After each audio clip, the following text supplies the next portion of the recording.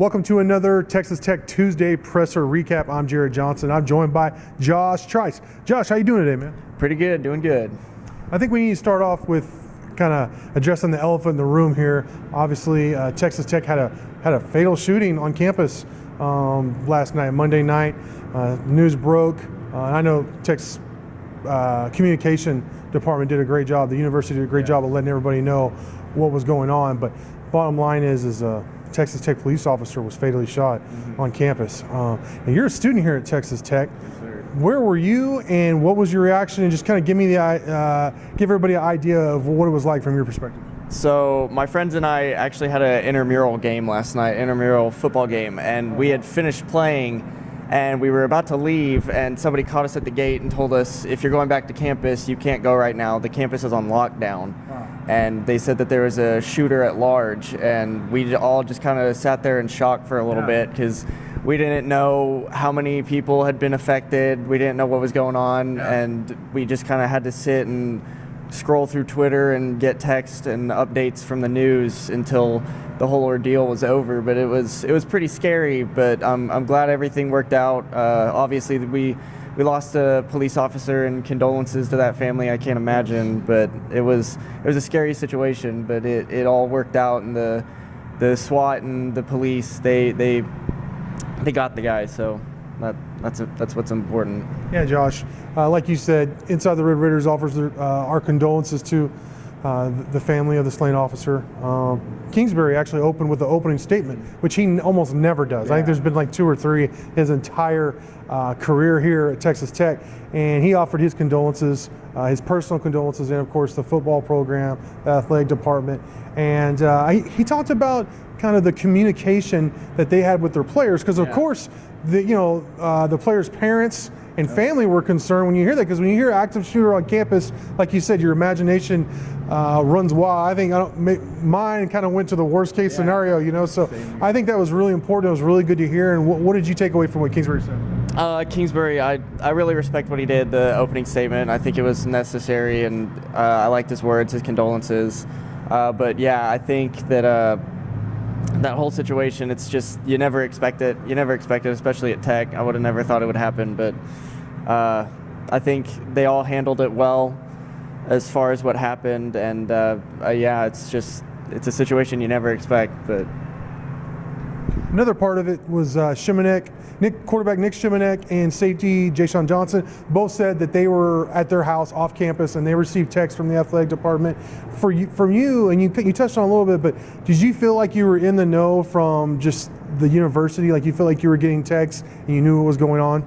Yeah, I definitely feel like the university kept everybody informed. Every 15 minutes or so, they'd send out a mass call or a tweet saying that we were still on lockdown, stay safe, and until they got the guy, they waited about 10 minutes or so, and then they sent out a text and everything saying that you were free to go, and the all clear was given. But yeah, the communication by the university was very good. I think they were well prepared, even though you don't ever expect this to happen. They definitely handled it very well. All right. Well, thanks for your perspective on that. I appreciate it. Now on to football. I thought it was a pretty good press conference. I thought we had some good conversation going with Kingsbury. Obviously, they're 4-1, 1-1. Got a big matchup, ranked, which he was asked about being ranked, and he was like, I don't want to hear, whatever. We just show up and play football. But what was your main takeaway from what Kingsbury said today in the press conference? I think he seemed more confident. Kingsbury seems to really be confident in this team. He knows that this team, the defense is real, the offense is getting going as they showed against Kansas. I think the offense is back. They'll be okay this week. I just think that Kingsbury, he knows that his system is now in at Tech, that this is his team, all his recruits, and I think that it really showed in his presser today that he's really comfortable. Yeah, Kingsbury's offense is kind of, let's say, struggle to be the best. I think that he actually used that kind of terminology. Tony Gibson, the defensive coordinator at West Virginia, has done some things, shown some different looks. Yeah. I asked Kingsbury about that, what Gibson does that makes them so effective against not just Texas Tech, but a lot of the spreads across the Big 12. And he said, and what did you think about what he said, what Kingsbury said? Kingsbury just said that Coach Gibson is really good at adapting to the offenses that the West Virginia players are going to be playing, and I think that's really crucial, especially in the Big 12 with all these deferring offenses. You can't really stick to one game plan. You got to really get out there and adapt to everybody and just prepare different ways every week. And I think that's what Kingsbury attributed their success to, and I really think that really is why they've been so successful. Especially they played really well against TCU, and they came out on bot. They didn't win that game, but they showed up and they really did play TCU very well. So. Yeah, they were impressive. And another thing that really stood out to me, what Kingsbury said, was that you can't be one-dimensional. That's really what West Virginia wants to do.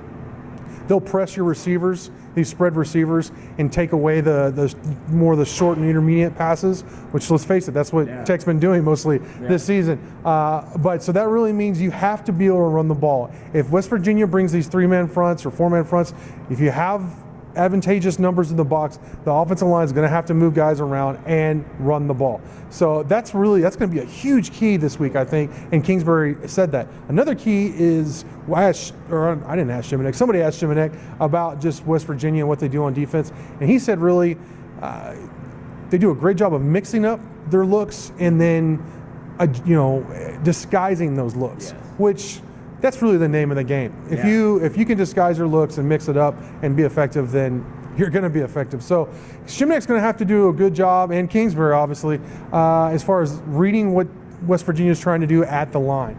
So that's going to be interesting, those two things. Can they run the ball, and will they be able to diagnose what West Virginia is trying to do to them pre-snap? Well, Josh, finally before we go, Texas Tech, like I said, is 4-1, 1-1 in the Big 12. Huge opportunity here in Morgantown against a pretty good West Virginia squad. What's your initial thought? What's your big thought as far as what's going to be the key to that game? Since this is another 11 a.m. kickoff for this team, I think they're used to it already. They've had two. I think the big key to the game will definitely be establishing the run and getting off to a quick start on offense. I think that's always the key for Tech. I don't think they can really afford to get behind early. So I think as long as they can get off quick, get some points on the board early, and maintain a lead, I think that'll be the key to the game for Tech this week. All right, Josh, great stuff from you. Thank you all for watching, and until next time.